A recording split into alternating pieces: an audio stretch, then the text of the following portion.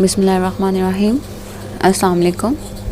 I'm Shahzadi Samra for the course of African Literature, and the course code is ENGL 4117. Today, in this lecture, what we are going to discuss, or what I'm going to tell, is about the Famish Road, and is written by the Ben Okri. So today we are going to discuss about that how he has blended the urban culture and the magical realism, and in his work, The Famished Road. Because of it is said that he has just sharpened the aesthetic knowledge by mixing these two up, and by doing this, it just enable him to reach the heart of greatness. Most of his writings are based on the culture and beliefs of his continent and country. So Okri consciously mirrors the chaos of life, daily life in his works of art, and he is critical of the political and economic problems of Nigeria that has encountered in many aspects of life. So the Nigerian writing, it is said that there is quite a lot of innovations and adaptations from the traditional literary field. So the Okri, he as a storyteller, attempts to pass on to the readers what is good in his tradition and the traumatic experience of the colonization and its effects on the Nigerian culture. So his writings endeavor to highlight the Nigerian experience. He's tried to highlight the unique and novel potentialities of the African people, especially the Nigerian experience and its rich culture and mythology. So the deep understanding involves a completely developed and rich content of knowledge. It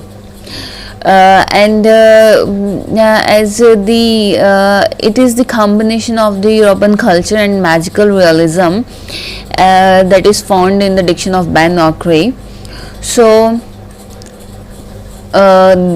it is you may say that culture is a contested phenomenon, so which is understood to mean different things for different groups.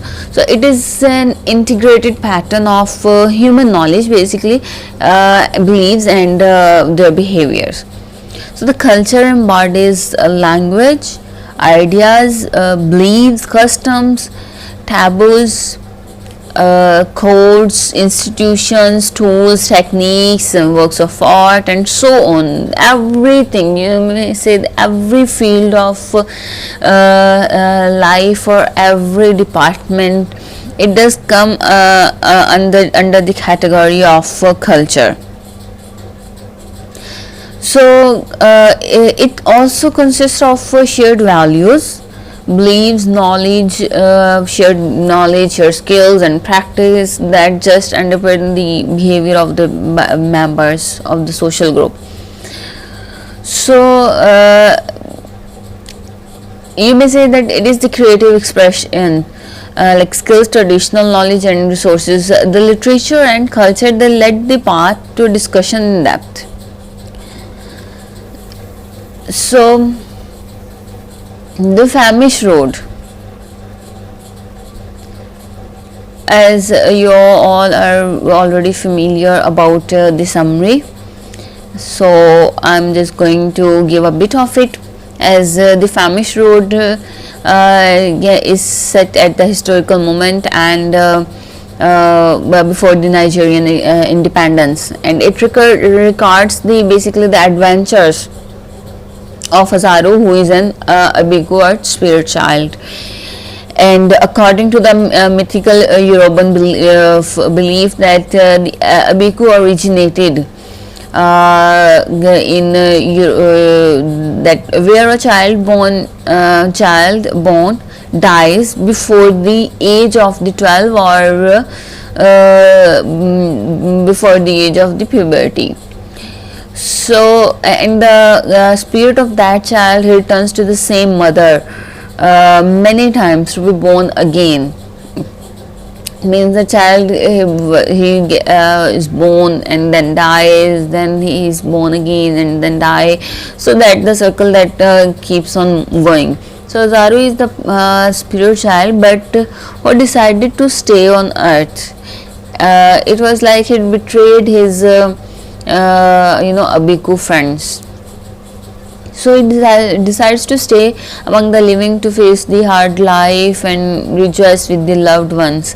And his parents represent like so many of the working poor in Nigeria who struggle to make both hands meet.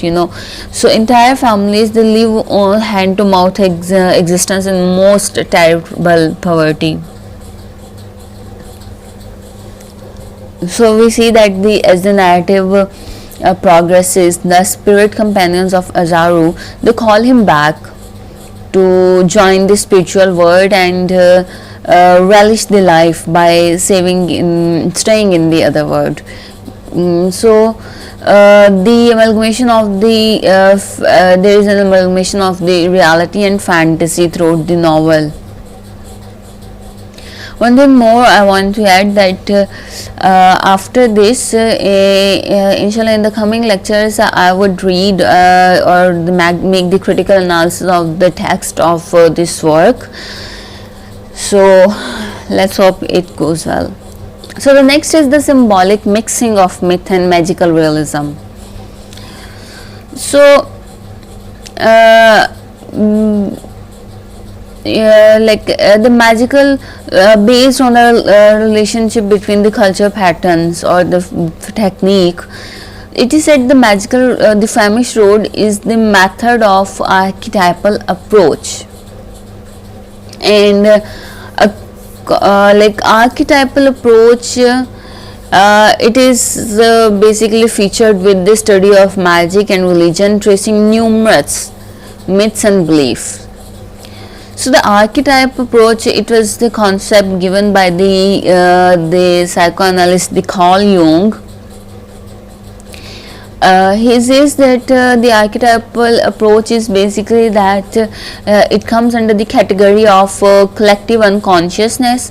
The collective unconsciousness means the things or their symbols or their images are certain words, they just have universal meaning or universal meaning that the people, if you name one thing and the same image or same kind of expression comes to the mind of the people, of the many people, so that is called the collective unconscious. Means you are not consciously doing or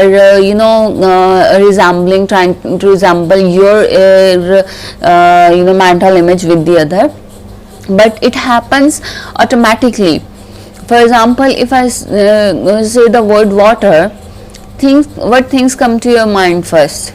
Serenity, calmness, purity, and sometimes the waves, smooth waves. And if I say the word serpent, what comes to the mind? Evil, wicked, dangerous. So these are basically this is called the archetypal approach, and this is also called the collective unconsciousness. So the reason for this type of behavior, like the collective unconscious, the critic, the archetypal critic, they call Gustav Jung, he says that the civilized man or uncivilized man, they preserve consciously or unconsciously the prehistorical areas of knowledge that articulates them in myth. Means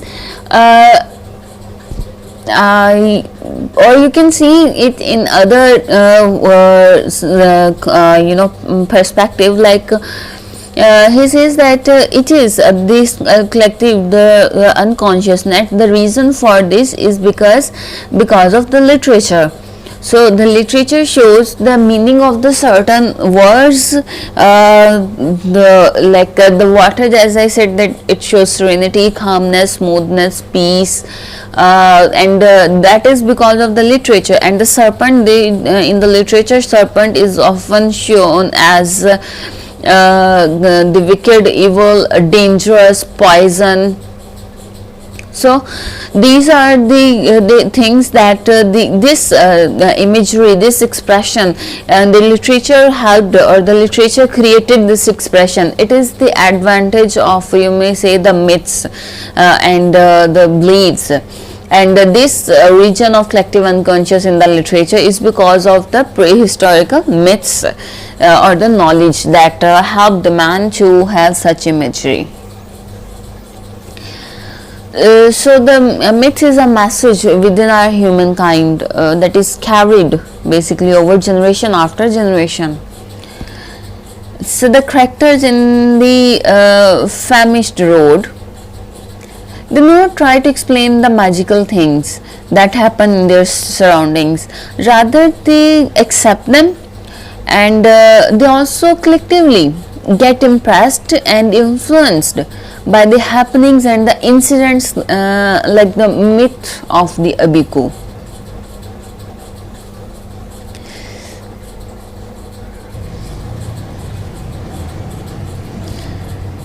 Moreover, we can say the followers of Yoruba have great fear towards life and death, and this is particularly due to the Africans who very firmly believed in incarnation. So they strictly maintained their hope that after death their soul would search for its new birth and find its living.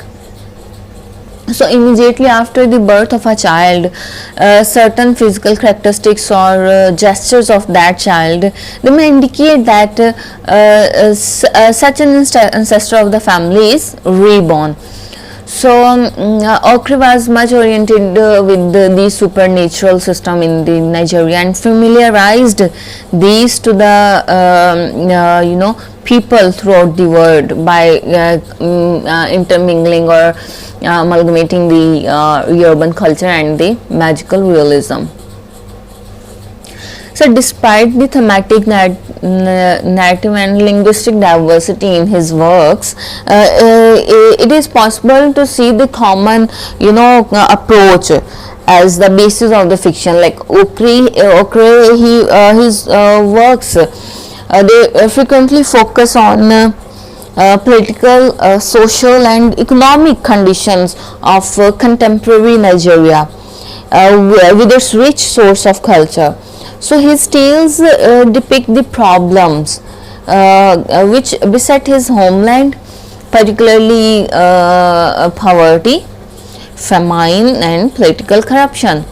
So he examines the relationship between the natural and the spiritual world in his writings, with the elements of traditional African folklore and myth.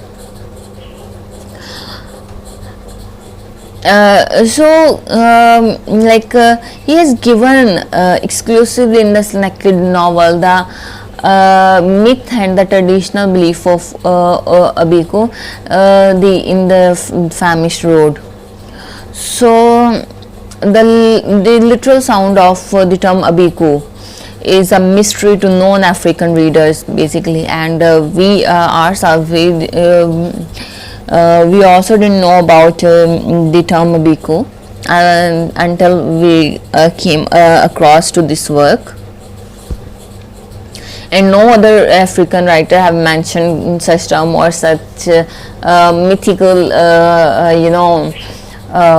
traditions of Nigerian, of the African culture, not even the Volsoenka or the Chinua Achebe. So he is the one who just went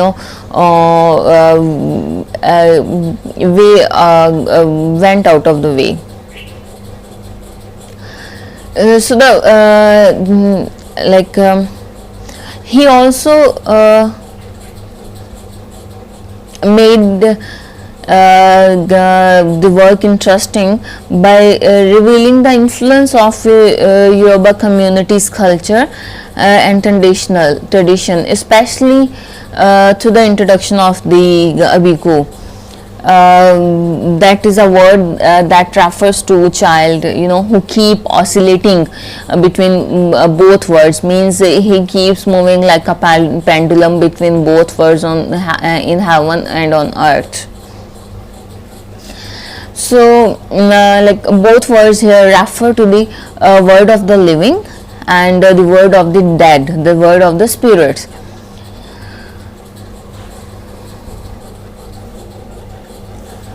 The post-colonial, the reference is also found in this novel, and the theory of the abiku, Okere just made it worldwide known. So like which preferably points to Nigeria. So the protagonist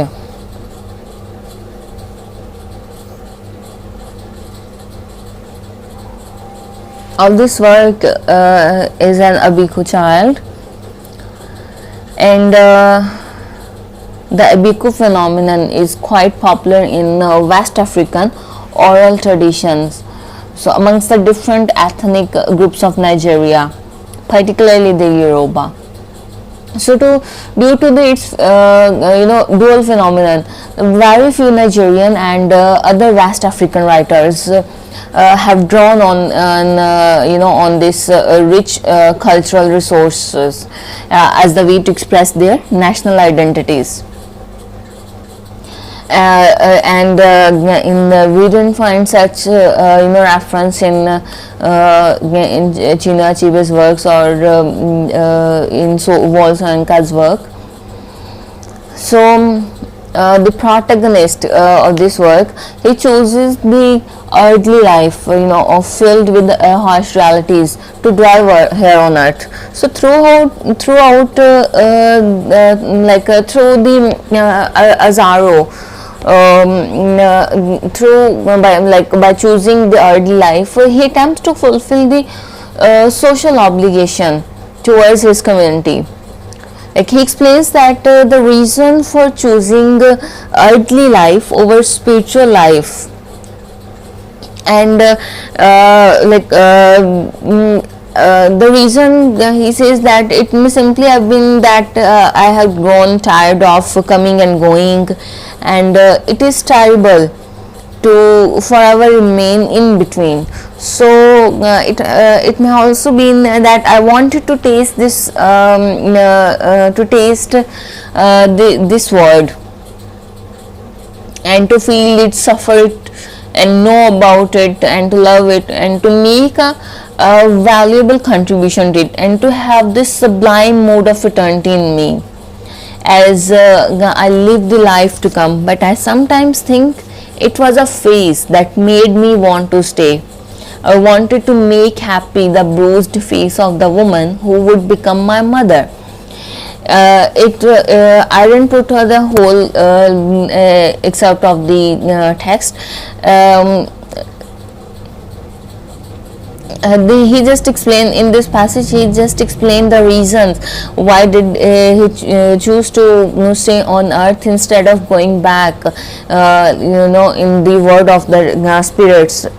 And sometimes you think that it might be the reason that I wanted to taste this word, or the other times he thinks that it might be because I wanted to make this woman happy, to whom I was getting born again and again. So the next is the road.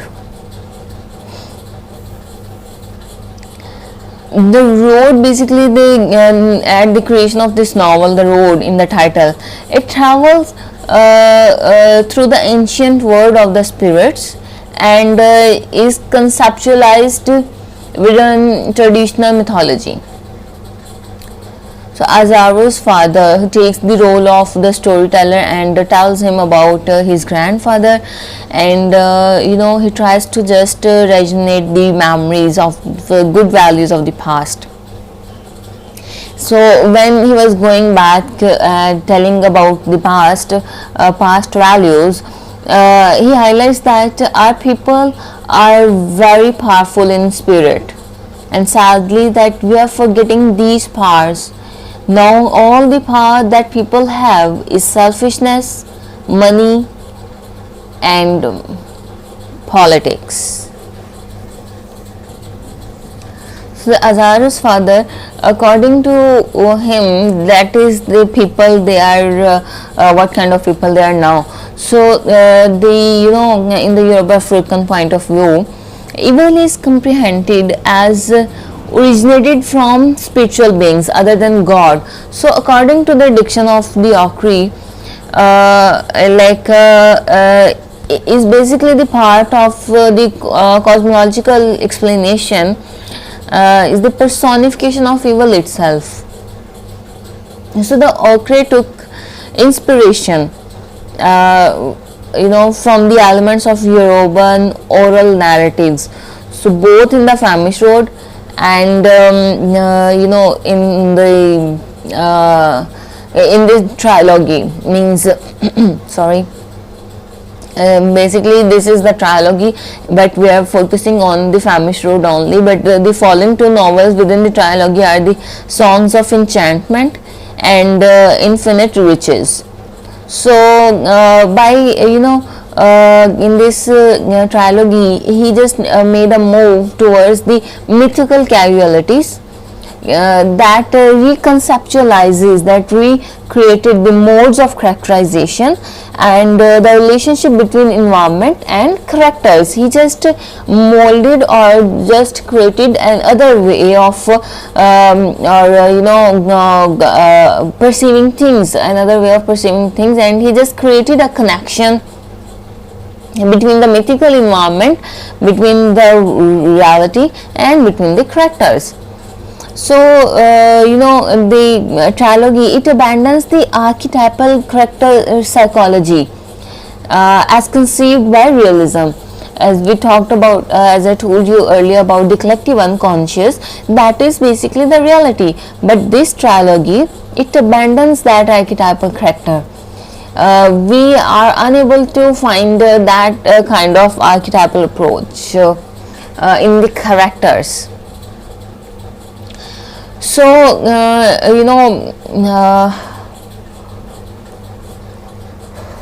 he just focuses on the transnational and transcultural motives. So the next comes that how he has mixed the Yoruban culture and magical realism in his narrative style.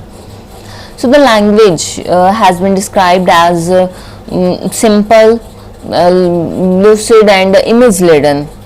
So his use of language indicates basically the two things, that he has a great mastery over the English language and his indigenous language.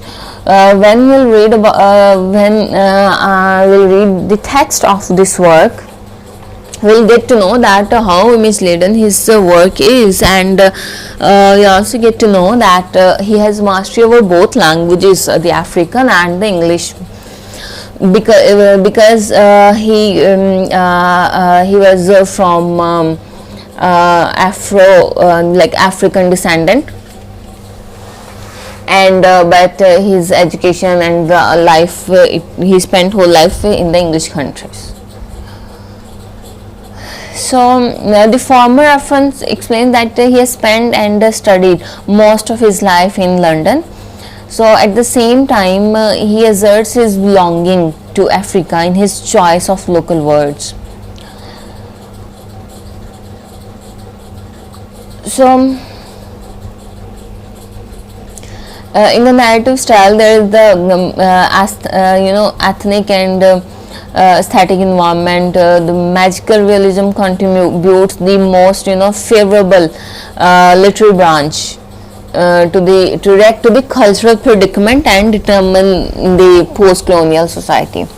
So the presentation in this the magical realist narrative of both colonial and post-colonial treaties, they indicate the language clash. They reveal many of the troublesome correspondence prevailing between the colonizer and the colonized in the post-colonial scenario. So this also explores the hybridity that is a predominant motif in the existing task of intellectual and ethical decolonization. And the magic, the use of the magical realism with multiple realities and references explores the impact on the vice versa. Like he find the impact that what impact the fiction has on reality and what impact reality has on the fiction. So the text, the magic in this text, that looks more natural because it springs from the Yoruba belief system and the spirit child status. It is just it is not unjustifiable but real in the eyes of the author and the readers who share the Ibiko belief, as it is a mythic belief. But the myths, the people they used to believe myths, and still the people do. So for us, if we read the story, for us it will be something only the magic or the fantasy or the fiction. We won't think of it as the any element of reality, but for them it is a mixture of both. There is a reality because they believe the Ibiko theory. So for them it is a mixture of both, like fiction and the reality, fantasy and the reality. So he uses the new genre, the magical realism, to offer reason to depict the current conditions in the individual countries. He also aims to provide better strategies for the change or for the survival to the people of the Africa or the Nigeria or the Yoruban people. So he suggests a way through this narrative mode to the culture bound society. Basically you can say that he was just trying to convey some messages, although he was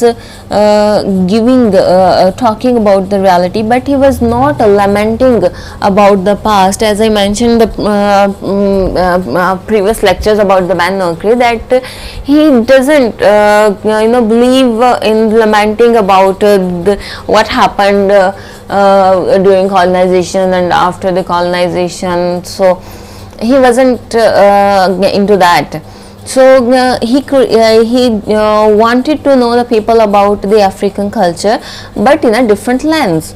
So he used the magical realism to create an element of curiosity and suspense, and to keep the reader interested. So he used this new genre. So the style comes. His style is unique and used to investigate the resources of the language.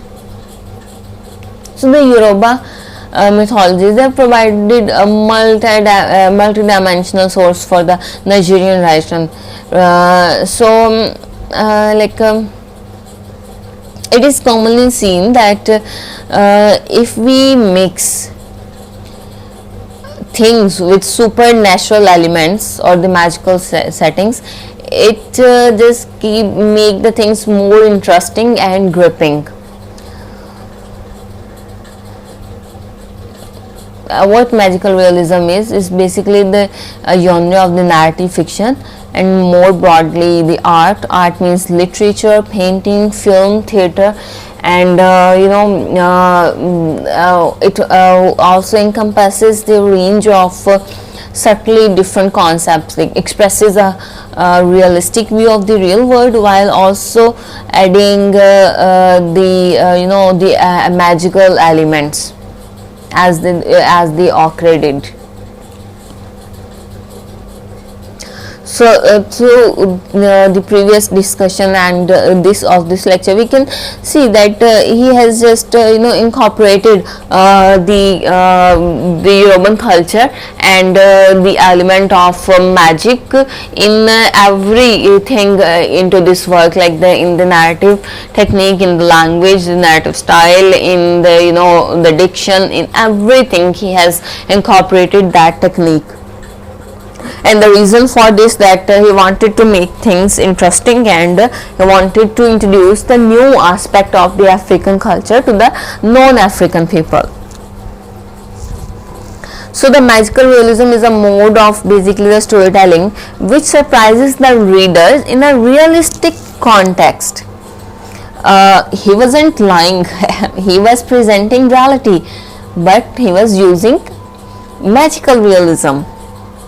So in general, the culture that differs from nation to nation, but the magical realism suggests that one culture can be described at the global level with the aid of this medium. So in magic realist convention, the events are filled with richness of unexpected reality, and the mundane settings are depicted as such with the hint of fantasy in it.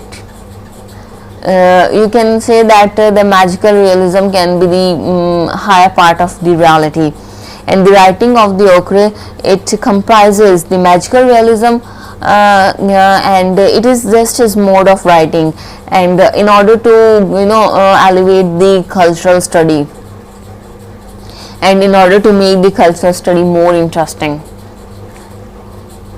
So to conclude this blend of European culture and magical realism, we can say that like he was just trying to reclaim the Nigeria's seat at the global cultural level. He calls the word attention to Nigeria's contribution to the past and present global culture. All the other African writers, they presented reality, only reality, and by fictional characters, and they focused on the history of the Nigeria and how the things were before colonization, what happened in the colonization, and what happened after colonization. They just focused on reality, and they presented reality through fictional characters. But what the Ben Okra did, he presented reality,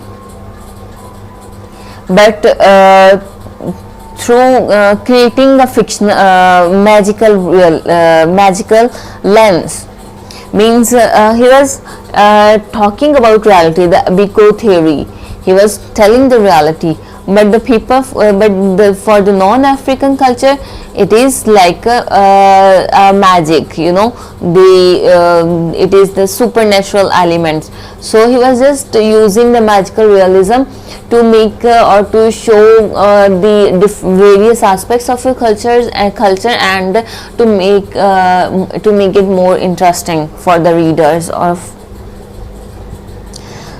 So in this, by doing this, that is that he will add more respect to the political, culture and economic exchanges of the world with Nigeria and the Africa.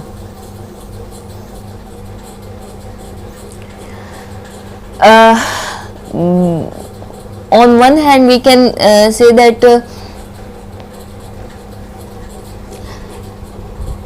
by using the magical realism and Yoruba theory, he employs the mode not only because he wishes to repeat the folkloric or mythologies from the cultural community, but he also wanted to promote the depth of the understanding of the present circumstances and scenarios in which his words were written. The circumstances and scenarios he presented, how the family of the people in this work were facing different conditions, and how people were siding with the rich party. He also presented reality that there is a poverty, there is the bad corruption in the politics, there is a bad political condition, and the direction of the people, and how people were trying to survive. So he just wanted to promote the depth of the understanding as well. To conclude, we can also say that the spirit is one with the suffering, people struggle against corruption and exploitation, and